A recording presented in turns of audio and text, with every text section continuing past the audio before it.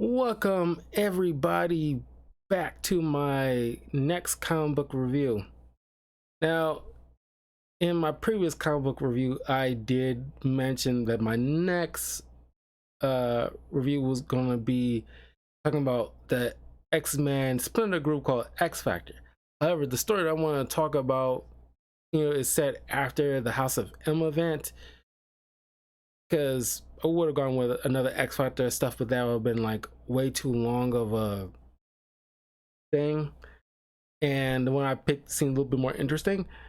Uh, so what I'm going to do is talk about House of M, then I can get into X Factor, then after that X Force, and then yeah, there's got like a few more X-Men titles I really want to get through it because I'm going through the big stuff with a lot of these X-Men events, the major ones, the pivoting, course, I don't say course correcting, but those big humps that the X-Men have gone through going into the last X-Men event that I'm going to talk about will be like House of X and Powers of X.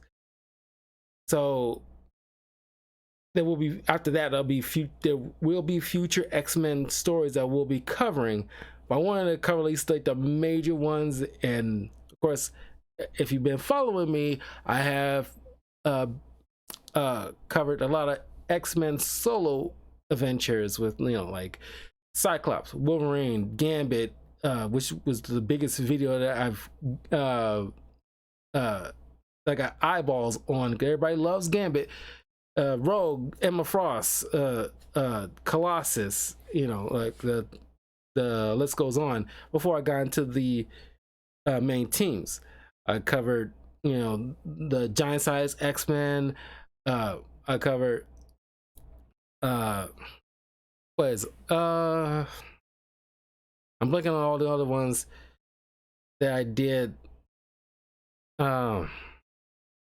Like Age of Apocalypse, the Days of Future Past, yeah, all that stuff you can find on my channel, so you can check out my thoughts on those pivotal X-Men adventures.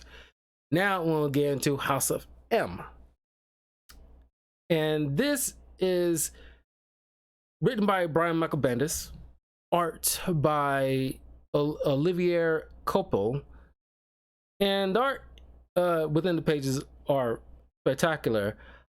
However, and it's rare that I say this because I find certain comic covers cool, or either lackluster or something. I don't really speak on them much, but if they pop to me, I will make I will take a moment to bring that up. Here is one of those moments where I do enjoy the cover of these House of M stories. It seems more like Italian artistry, like you see in the Louvre or something, or like Michelangelo. Because given that the artist is, I'm assuming, Italian, really speaks to that, because it does seem, because certain covers seems like something you find like the Sixteenth Chapel or something, so it's really cool looking. So this adventure is set in between two other major Marvel events. One, before this, is Avengers Disassemble, which kind of leave remnants that spark what House of M will crater into. And months or like a year after the House of M situation, leads right into Marvel Civil War. So Avengers Disassemble, House of M, and Civil War are just uprooting everything we know about these, or at least the superhero teams unity. They all are pretty much getting like upended one way or another. which leads into the whole Dark Avengers being led by Norman Osborn after the Civil War stuff, which I will cover Civil War, I hope, this year, but we'll see. But anyway, Avengers Disassembled around that time, because this is a very Scarlet Witch heavy kind of story.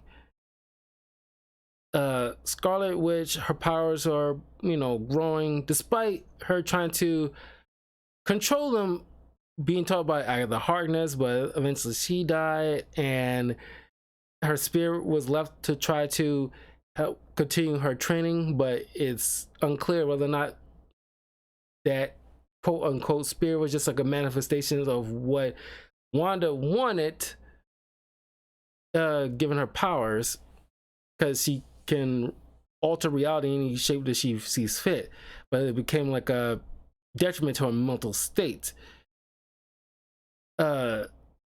She had a thing with Vision, but again, the fact that they can't, and she even married the guy, despite him being like a glorified robot, they couldn't conceive a child. And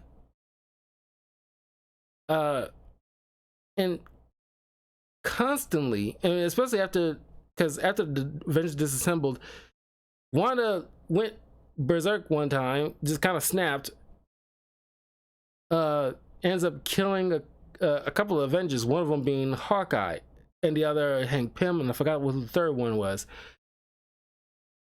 So Doctor Strange trying to try to stop her, because he felt like a disturbance in the force, magic force in a way, kind of ticked off that nobody kind of came to him to, because he is better equipped not only as a master of the mystical arts but also a doctor, to come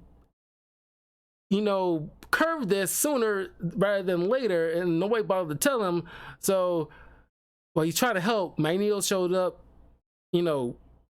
took her in his care and flew off to Genosha, which at this point is a devastated island after a situation with the US, despite Magneto just trying to have like a safe haven for mutants, which at this point in time has been like a growing population, getting to the, reaching into the millions at this point, constantly growing.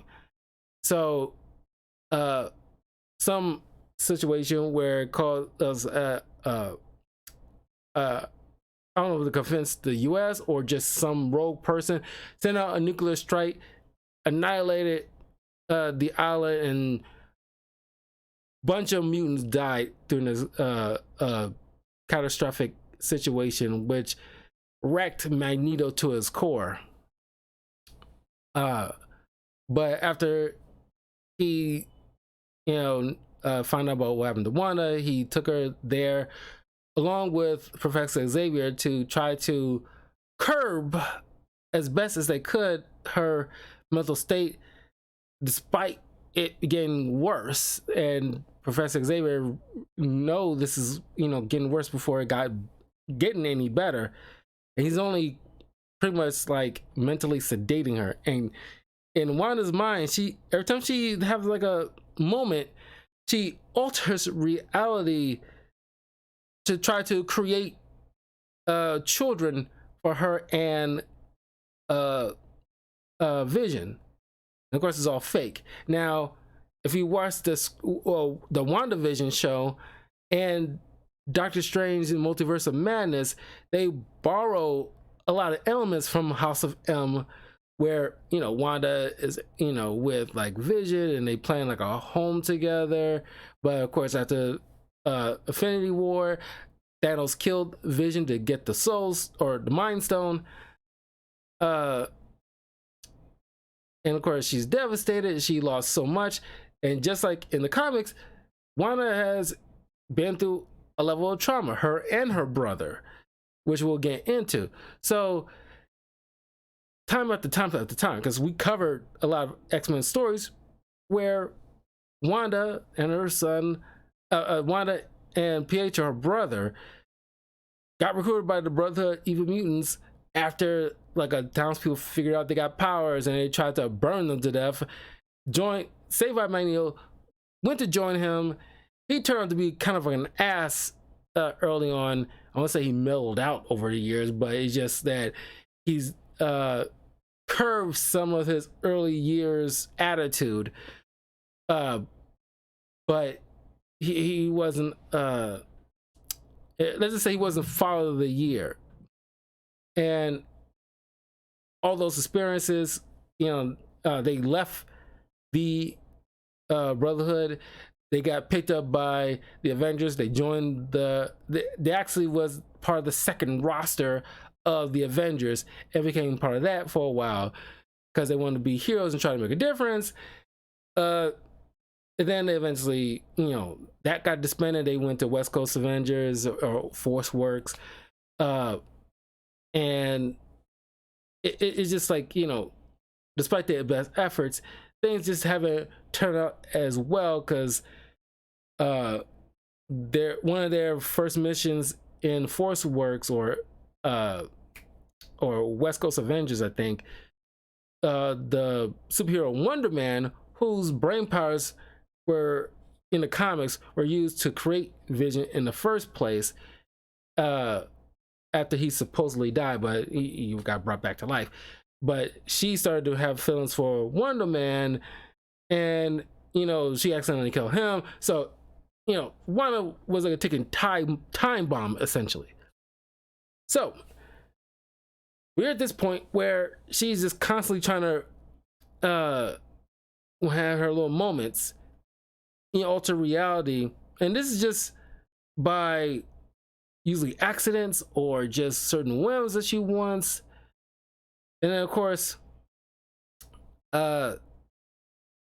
Professor Xavier gets inside her mind, like in the movie. Sounds like, Wanda, you have to stop this. You're altering reality again. You don't have children. And there's certain lines that kind of mirrors what Scarlet Witch said to Doctor Strange in the beginning of Multiverse of Madness, where it's like, he tells her, like, you don't have kids, Wanda. But she says some kind of thing like, I should have put it on this as part of the slide, but it's pretty much basically about like, God, I'm butchering it, but it's basically every mom knows how to, everyone knows how to create a child or something like that. You know what I'm talking about if you remember the movie. But it's just, she just wants to have children. She wants to have a good normal life. That's what ultimately, like, Wanda always wanted, just to have a normal life and a family. Just in the comics and in the movies. But there's always some stuff that gets in the way of that, one shape or form. And what Professor X is doing is basically, mentally sedating her just to keep her from, her powers going, out of whack when she having her mental states, which is in one of those mental states. Not unlike how Professor X is in the Logan movie, where like he got older and his mind, he got dementia, and that's affecting his powers because his power is in his mind. Which goes to show that, I hate to make the case for certain fearful humans, but it's just that play in a certain way or look at it from their point of view, which is a point of the X-Men to deal with certain bad mutants, but looking for to the human side of things, where certain mutants, if they have the proclivity to and the powers that needed to, they can do some very dangerous things. Because you see someone like Nightcrawler sneaking into the White House, and from the guy's point of view, that can be fucking scary. This demon looking dude popping in out of here and there every which way with a freaking blade with barely anything you can do about it. or someone like Wanda who can just turn you into ribbons, you know, if she felt the need to, by just a wave of her freaking hand. Or, you know, Wolverine, a guy who can't really die, with claws that can sniff you out and hunt you down to the ends of the earth. Yeah, that can be pretty freaking scary. So they gotta like do something about Wanda, because probably as dangerous enough as it is, but she always manages to keep it under control. Now that she's kind of like having like a mental breakdown as the constant trauma she's been going through over the years, it's just like,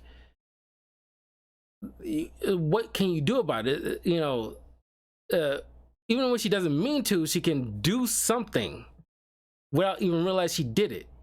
And that's what Professor X brings up to Magneto, who, of course, he doesn't say it, but well, he doesn't say it, but that's what Professor X says to him, like, don't blame yourself, Eric. I don't want you reading my mind, Charles. Wasn't reading your mind. I'm your friend. I pretty much know you. So I know you blaming yourself right now. So, you know, of course, Magneto blames himself because, you know, early on when he recruited his children, he wasn't in like, making the smartest plays in terms of trying to fight for mutant liberation. In every turn, he is met with constant failure, either on his part, or from outside sources. But one way or the other, it's just like, and Genosha was just like the straw that broke the camel's back for him, where it's like, I basically gather up my people in one central location where our enemies know exactly where they are, and they sent a fucking nuke and just annihilated most of our people, and I couldn't do nothing to stop it. So he's kind of in like a depression, and then add on top of the fact that he kind of messed up his kids, so he just like he just doesn't have to fight in him no more. But then a lot of the superheroes, again, like Avengers Call, pretty much, where Wolverine at this point is part of like the new Avengers, being led by Cap, with Wolverine on the roster, Spider-Man, Luke Cage, but a lot of available Avengers members, like, including Doctor Strange, Iron Man. They all are gathering at Avengers Tower to talk about the situation with Wanda. Professor Xavier, explains to them about what's going on with Wanda, and they got to do something about her. And they're pretty much having a meeting on how to address it. Now, of course, at this point in time, Scott and Emma Frost are together, because at this point in time, Jean is seemingly dead, and they are running the school essentially. So they're debating whether or not to actually kill Scarlet Witch, which because since Scarlet Witch was a part of the Avengers and was never part of the X-Men technically, they are having like a debate, because the X-Men, at least most of them, are leaning into straight up killing her. At least with Emma believes this, and Wolverine believes this, but Cap, Iron Man, Wonder Man, and Spider-Man is all like, we're not killing anybody. There's always a way.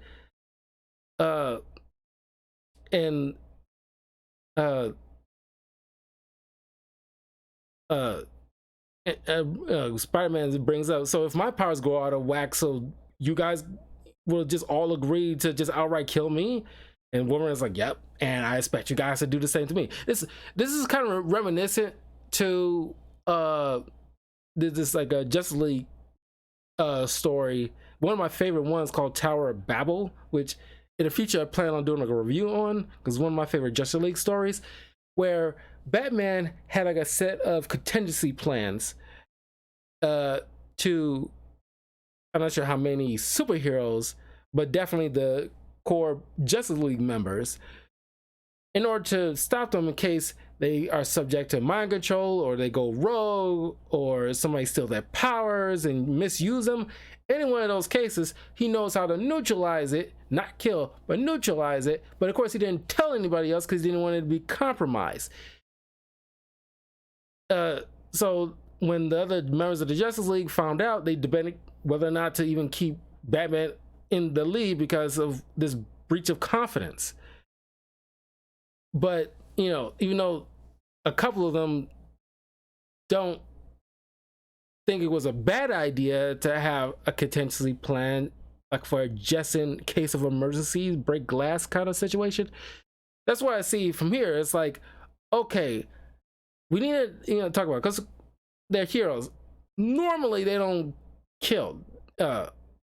But given the circumstances, how Professor Xavier bringing it up to him, it's like her mind's slowly deteriorating, you know, day by day.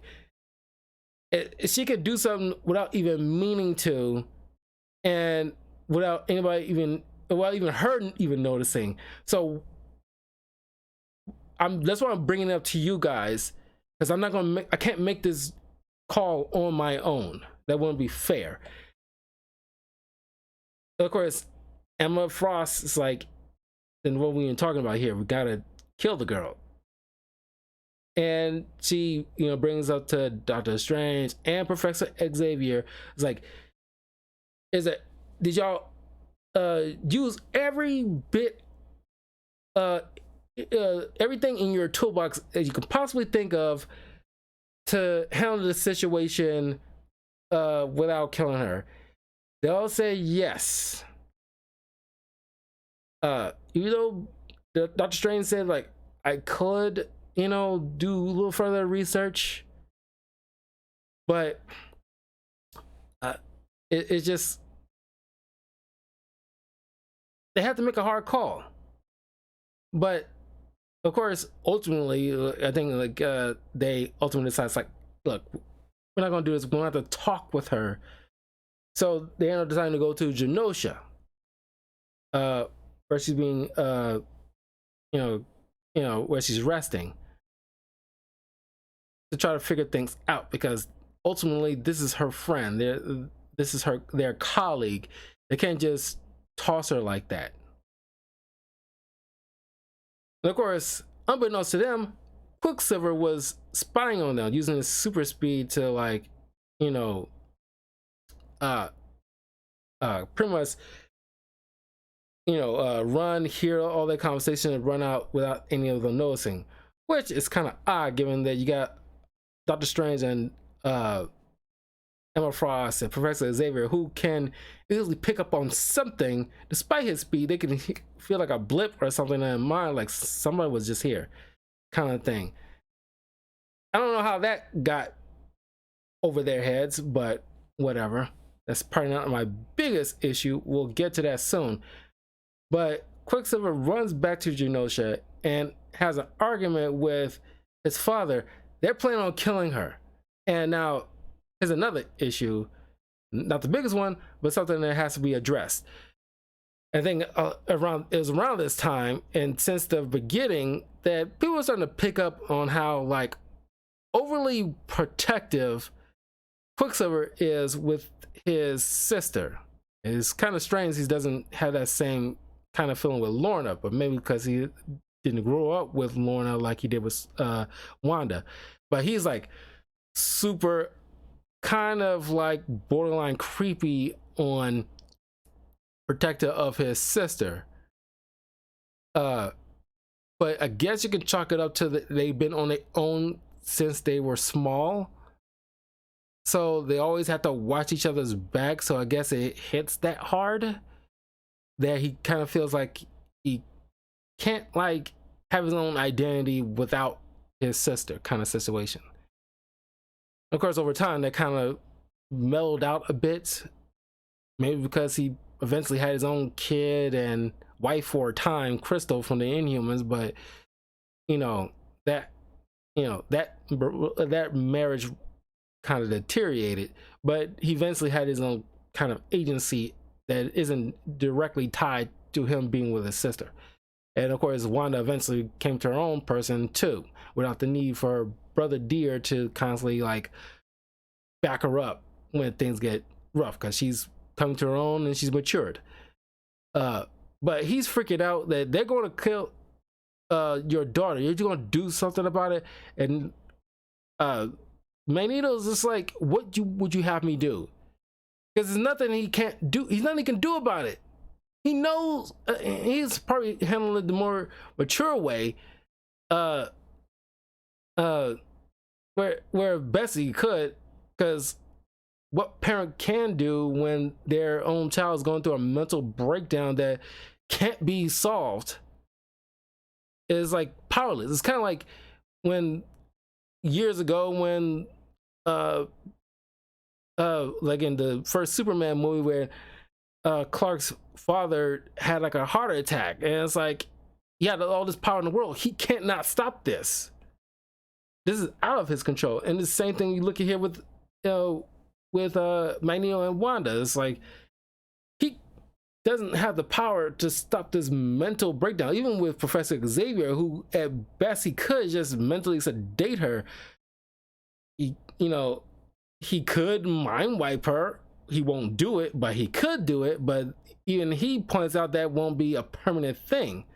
Eventually that will come back, and at some point. And if she knows that he did that stuff, how do you think she's going to react to that fact? So the Avengers are pretty much like, okay, we got to deal with this. And of course, most of them are, at least a few of them, because only Wolverine and Emma Frost are vocally pointing out the fact that they're going to have to kill her. Which there would be the two that's willing to do the deed, while mostly everybody else is not on board with just outright killing. Especially Captain America, who's always trying to find out a better way to handle things. So they arrive at Genosha, but one by one, each of them are starting to just disappear. And of course, Spider-Man with his spider sense is picking up something wrong, but he can't focus it on it because it seems like it's everywhere. He's trying to warn everybody, but little by little, everybody starts disappearing. First was Professor Xavier, then somebody else. One by one, they all started just disappearing. And then until Spider-Man left and he's just gone. And it's like a white void. And he wakes up in bed with Gwen Stacy, married to Gwen Stacy, with the son Richie.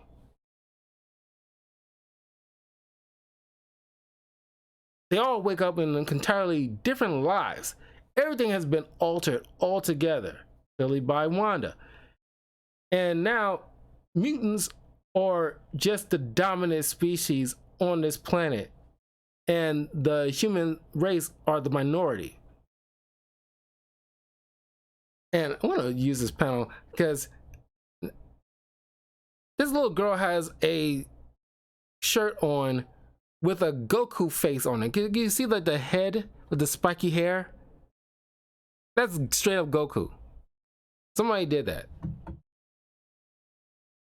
But anyway, you got people living different lives.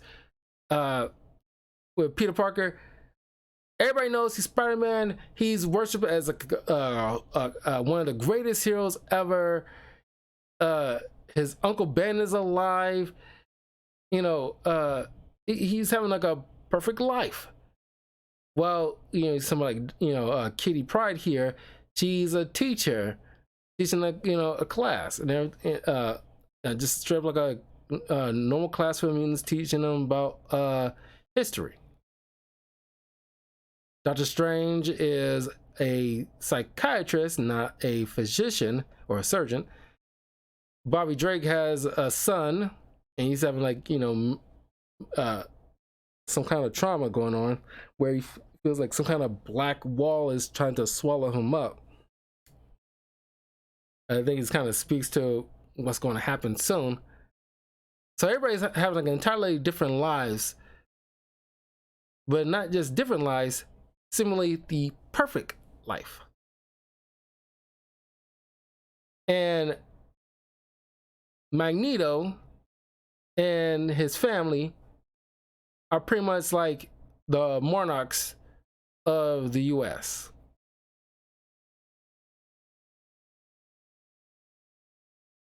And it's pretty much took over control over like all these Sentinels run by mutants. Shield is run by mutants. There's even like a Red Guard, being led, because Wolverine is pretty much like the Nick Fury of the Shield command, and he's sleeping with Mystique. And you got the Red Guard led by I don't know if it's led by Mystique or Jessica.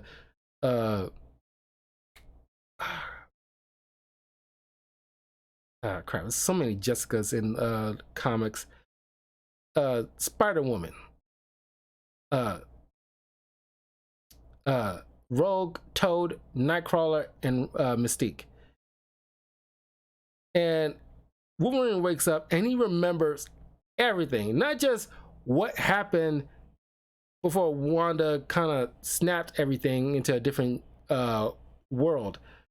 He remembers everything about his life that he has long since forgotten it. At this point in time, he's been scrambling to try to remember every which thing that happened to him up to the point of the Antimanium claws. So he escapes to try to find Professor Xavier, which he struggled to do. Even the X Mansion, he goes there. It's not the typical X Mansion anymore. Some other family is living there. And he wakes up the father and asks him like, "Where's Professor Xavier? How long you lived here?" And he realized, okay, clearly he's not lying. So he leaves, and he's trying to call like the operators, like, give me the listing for Charles Xavier. No listing for Westchester for Charles Xavier. Nobody by that name in the New York area in general. And of course, the Red Guard comes chasing him down because he gone AWOL. He makes his escape while getting captured by this underground human resistance group led by Luke Cage. And you get to see Misty Knight, Iron Fist, Black Cat. I think Colleen Wing is in there, and somebody said make a mention of Moon Knight, but like maybe he's in like a regular outfit. There's also Cloak. Don't know what happened to Dagger, because these two will always have to be together, otherwise their own powers, because their powers kind of complement each other, and without being in close proximity with the other, their own powers will kind of swallow them up. But Luke tells him to pull out the tracker that's in the base of his skull, and of course Hawkeye shows up, shoot it out of his neck. He gets up and asks, like, how long have I been out? It's like 30 minutes. Are you too late? Because he knows that the tracker, because they should have done this before they brought him to their little secret base, because eventually the Sentinels show up to target the Homo sapiens. Cloak teleports most of who he could out of there, except for Misty Knight and a couple of other people. Who knows what happened to them? They assume they might make it out because they know what the exit plan is, but it doesn't really matter. So they transport them to the empty office of Wilson Fisk. Of course, we see kind of parallel to how we see Magneto when he's introducing the story, whereas in like a complete, because he's on Genosha, where it's like a massive citadel a massive kingdom in a way. I don't say he's a monarch of the U.S., but I guess might tangentially be after he kind of like pretty much like I think it's some kind of story where he stopped Nixon or something like that when the Sentinel program operated earlier, and he stopped it. And because of that event, nobody dared to oppose Magneto, so he essentially got what he's want: mutant liberation and peace for all mutants, so they can live and thrive. So instead of walking into frame in a desolate Genosha, now he's walking into the frame in a thriving Genosha, and he sees his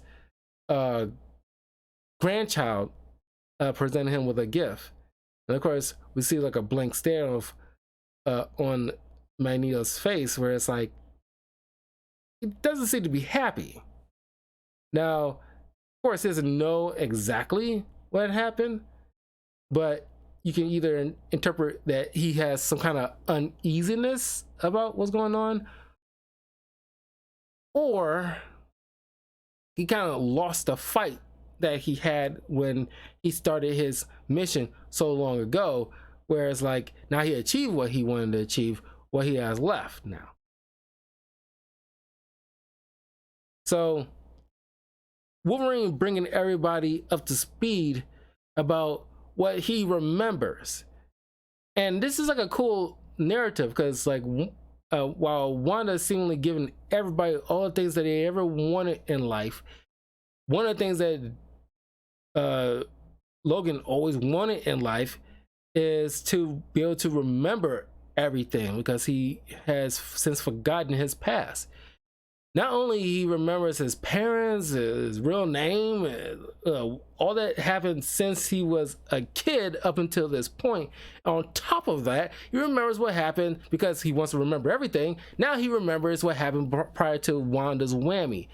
So he's bringing everybody else up to speed. He's telling Hawkeye, dude, Wanda killed you. Y'all was part of the team. Of course, they don't know what an Avenger is. Avengers never even assembled at this point. They don't know what the X-Men are because they was never assembled. So people are living entirely different lives altogether. We're all living entirely different lives. Airplane joke. Anyway,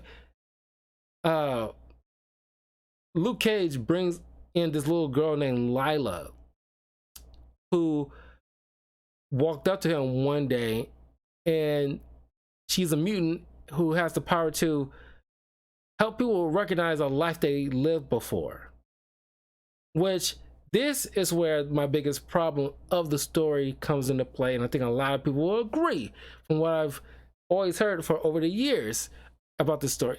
Lila is such a story, the biggest cop out in a story that you can never see, where Bendis probably written himself in the freaking corner, where he having a hard time probably figuring out how he can get a lot of these heroes to remember who they were before Wanda's hex. So they gotta couple together a character in order to give them the power to like remember this, because it couldn't work with Wolverine alone, because yeah, it was better written, the fact that he always wanted to remember everything. So in a way, you inserted your own downfall with a character who always wanted to remember everything. Now he does remember everything, not just his past, but everything you did everything before you did what you did. But now it's like, okay, how can you get some, because they wouldn't believe Wolverine outright. They don't think he's freaking crazy. So I don't know, maybe they need like I don't know what's going on in the boardroom at the time of prior to 2005 when this comics started, but it's like, okay, what was going on in the boardroom where you're piecing together this outline of the story, where it's like, okay, how do we get these people to one by one remember everything? They gotta come up with some kind of MacGuffin, but it could have been so easily like I don't know, maybe get Doctor Strange when his powers, Wolverine can go to Doctor Strange.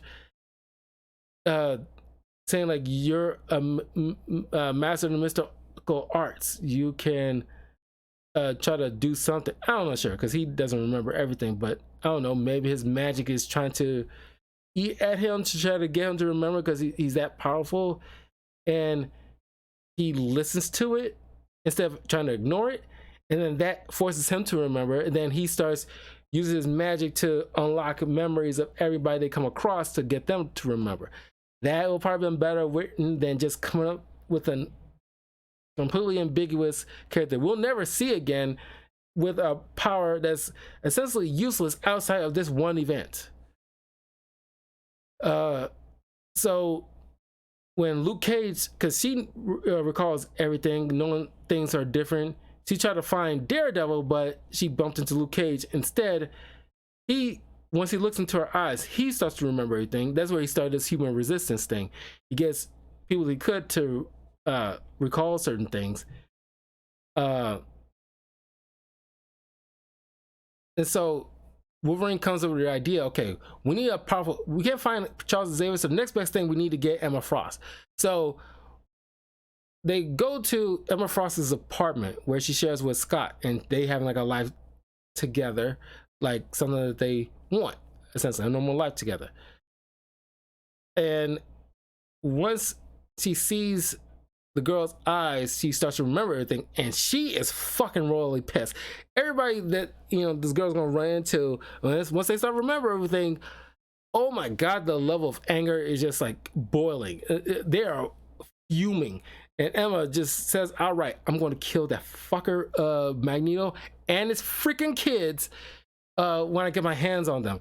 And like Wolverine's like, "You gotta get in line, bub." And so Scott eventually shows up. They bring him up to speed.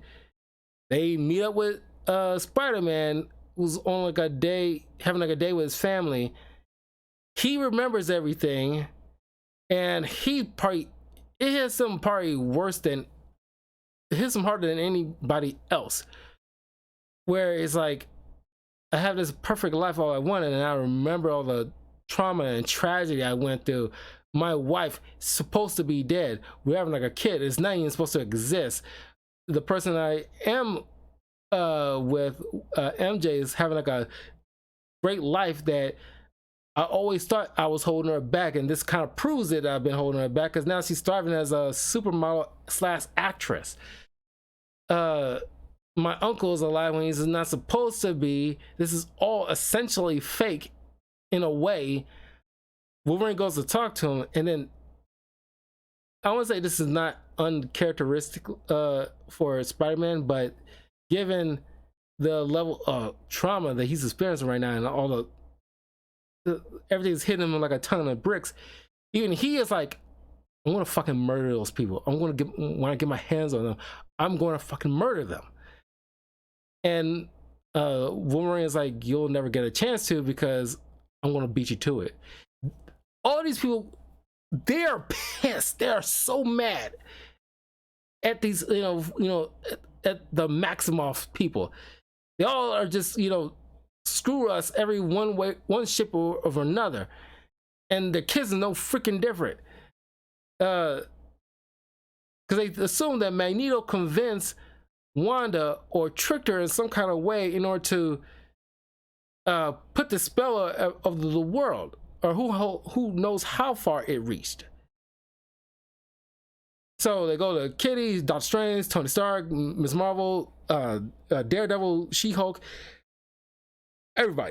Everybody's showing up and coming up with a plan. Okay, we're gonna have to do something about Wanda once for all, because she has royally effed us, and this is the straw that broke the camel's back. But then, like, the Red Guard shows up. I think like Rogue touches the kid on accident. She get her powers, and then not only she remembers everything, Mystique, Toad, Nightcrawler, Spider-Woman, they all remember everything. Now they're on board. It's like, okay, this is we're done with this. We're going to have to deal with this. So while they're sneaking on board to Shield on the Shield helicarrier to take them to Genosha, and they're coming up with a plan on how to neutralize Wanda and the others. The House of Magnus essentially is preparing for this gala with all different royal monarchs, like King T'Challa. Here, Storm is Queen of Kenya, because at this point in time, you know, they're having gotten together and married, and eventually they divorce because nobody can't stay happily married in the comic book world for too long, aside from a few outliers. What next? You got Doctor Doom showing up, and he's not all scarred up or anything like that. He has like a perfect visage of how he always been before the accident.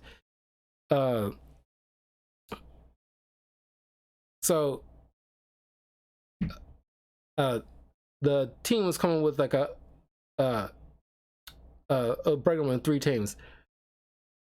They need to provide a distraction. Most of them going to provide a distraction at the gala, while Doctor Strange goes to try to speak with Wanda to try to ease everything down for her, so that way she can reverse what she did. And Emma Frost, Cloak, and Lila try to find Charles Xavier, and he's dead because there's a memorial of his on Genosha. Cloak teleports under the ground and rises back up and said, like, there's no body here. There's no bones, just no bones, no casket. It's just dirt. And so thinking like, okay, where is Xavier?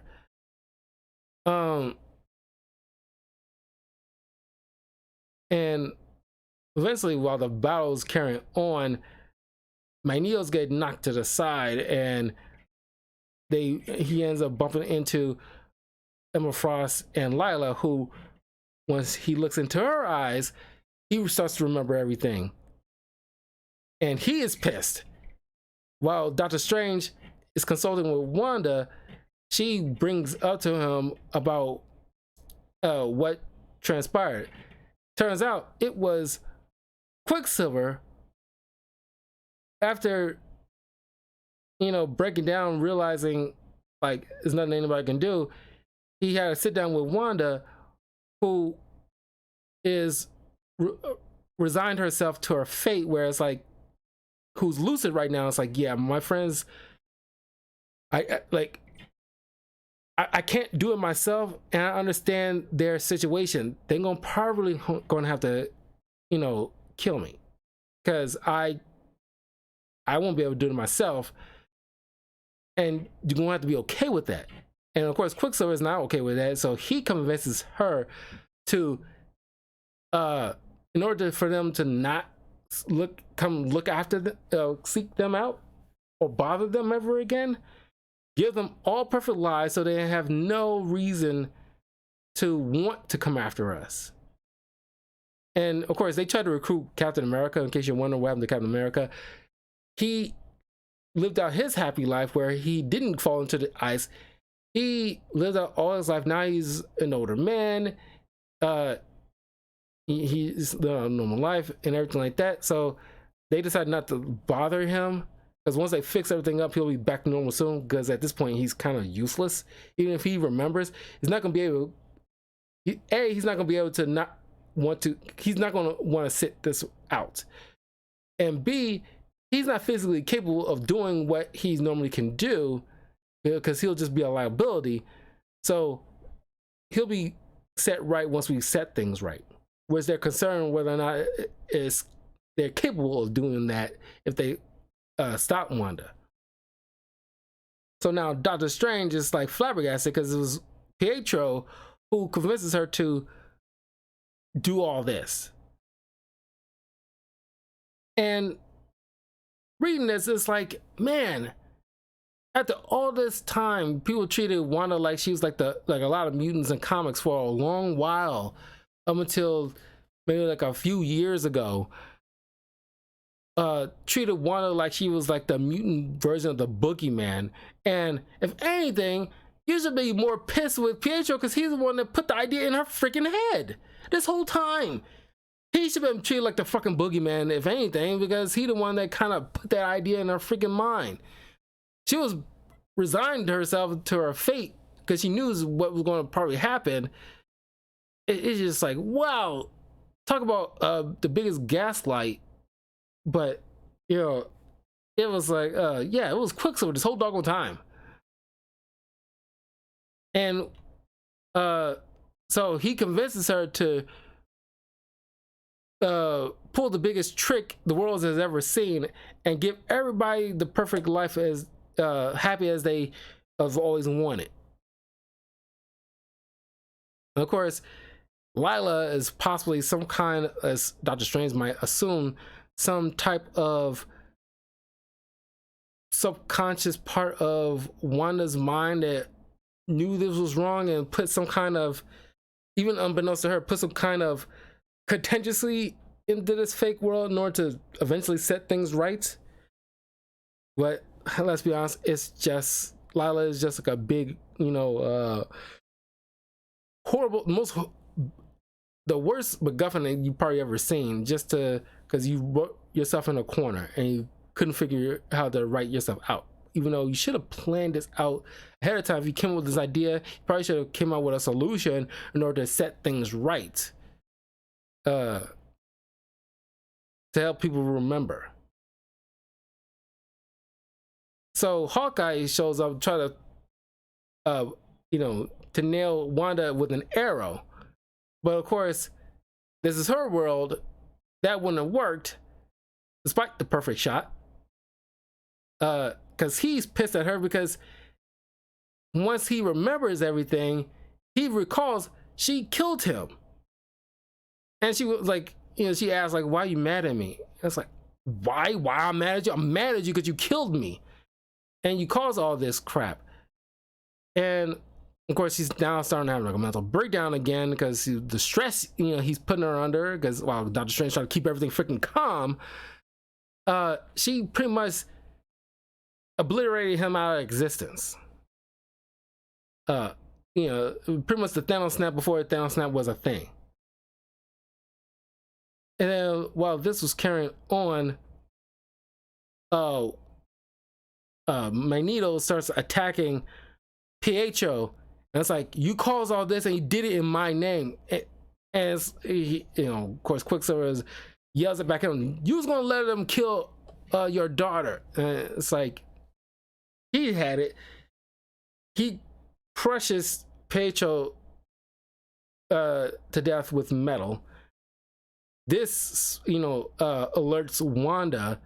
She completely lost it. And it's like, despite everything, you're never happy. You're always doing something that harms your own children. You should never even had children.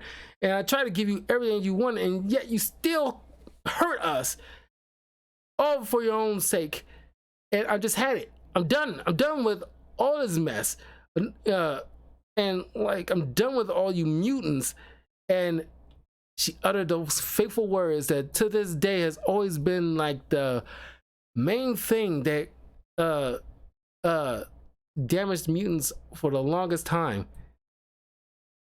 No more mutants. And despite the efforts of Doctor Strange and Emma Frost, there's been some ramifications. The world has been seemingly put back together, but anybody who was within the vicinity of the battle remembers what happened before.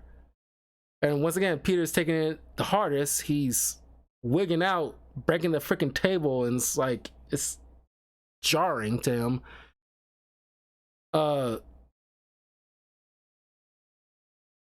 And of course, the biggest issue now is that most of the mutant population has lost their powers. is a worldwide event. It's all over the news, every which way. Of course, certain political pundits are spinning this to be like, oh, this is God's, rapture to those mutant degenerates, blah blah blah. And of course, Captain's like, turn this idiot off. And of course, Emma is just devastated. All these kids are crying, they losing their freaking minds, because only like at most maybe like 100 or so mutants have that power still, because mostly because Doctor Strange and Emma Frost try to block most of it. But Bobby Drake lost his powers. Most of the children in the school has lost their powers. Like, a lot of mutants around the world has lost their powers. While there is approaching 1 million, because they were from like hundreds of thousands, approaching to the, somewhere between like 100,000 to like, and steadily growing. Now it's dwindling to like 10% of what the mutant population used to be. So now it's like a devastating effect in the world, which leads into the whole, Cable and Hope Summers to revitalize the mutants' powers eventually, which I covered that in my Cable and Hope solo stories in my on my channel, so you can check that out. So this sparks why the character of Hope Summers was created, because she has the mutant ability to mimic all the powers of mutant powers that she comes in contact with. Not physical contact, but just in the same vicinity or just watching it, she can do the exact same thing. And she was the catalyst of re-sparking mutant powers, essentially. So yeah, most of the mutant populations are dwindled down to like 10% from what it used to be. So Emma's just in tears right now. This is like devastating. And everybody's wondering, where the freak is Wanda right now? Nobody knows. She's not coming up on anybody's radar, nor is Pietro. We don't know where Professor X is at this time. The Avengers find out that Hawkeye is alive now after this event. He nails his old costume to the ruins of the Avengers mansion to the wall.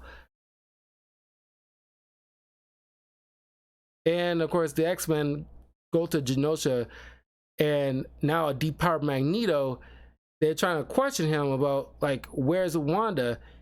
Where's Pietro? Like, what happened? He doesn't know anything. And Emma reads his mind. He's telling the truth.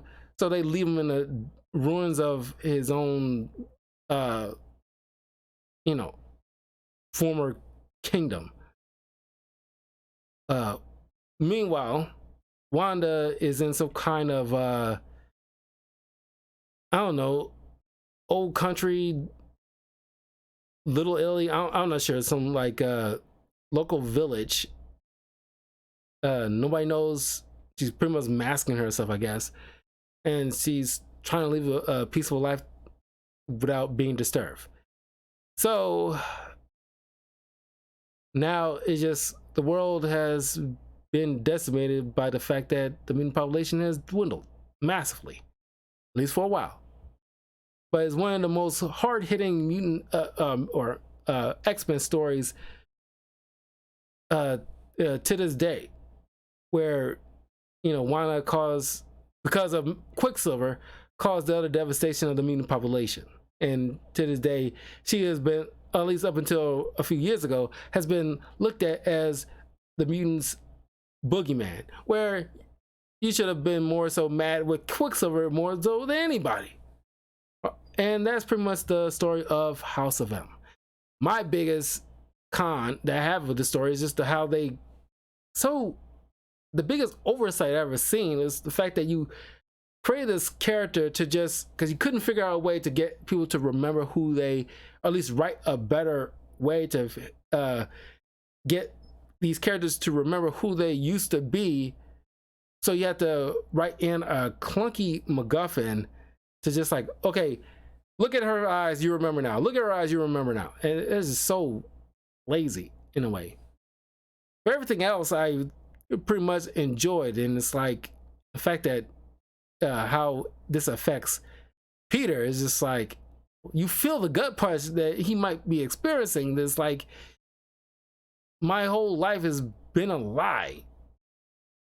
The person that I always loved is alive, and the person I love equally is not with me no more, because he gotten used to the fact that when his biggest fail that it always haunted him, but he managed to get over that hump, has the woman that he initially loved that died on his watch is back to life, and like he always wanted. But what that says about him, the fact that MJ, who he loved too, now is living like a life without him and thriving.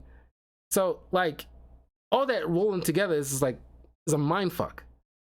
So it's hard for Peter. It's like now that he knows what a peaceful life look like, he can't have it now.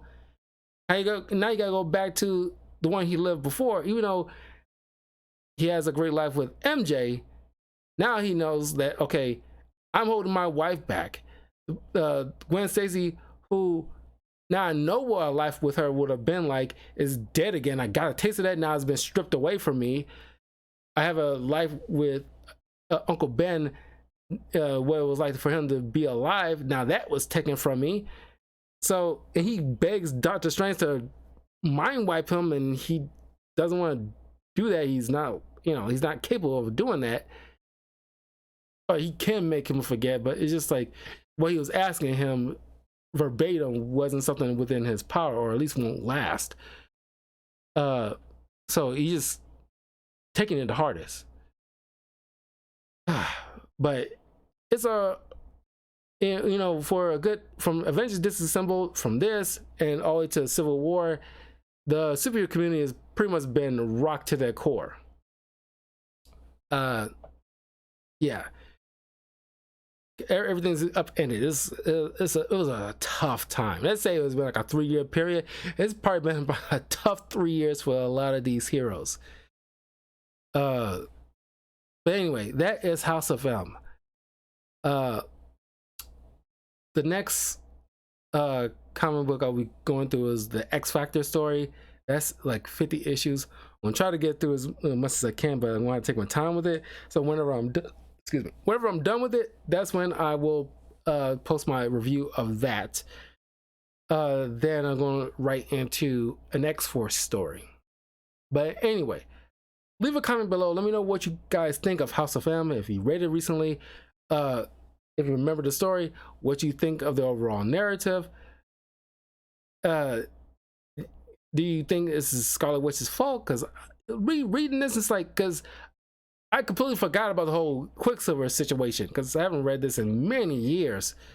I only read it probably one time in 2005 when well, maybe not in 2005, but I think it was in a complete omnibus. I read it in college because the library had like a few of like hardback comics and stuff. So I read it then, and I completely forgot about the whole Quicksilver thing. And it's like, for all this time, you think like, oh, Scarlet Witch just fucking went bonkers. But no, Quicksilver egged her on, or at least put the idea in her head, and she did it. And it's like, that we've been lied to this whole long. Well, we lied to. We just had to read it so we can know the full story. But we all just been led to believe, whereas like, oh, Scarlet Witch just went freaking nuts and caused House of M. But no, she wasn't the sole thing, or at least it wasn't really her fault. It's like, wow. Can't believe we've been thinking about this the whole entire time. That wasn't even the case. Anyway, I will see you guys soon. We'll be playing some games finally. But let me know in the comments below what you guys think of House of M. And I'll see you guys for the next future reviews. Peace.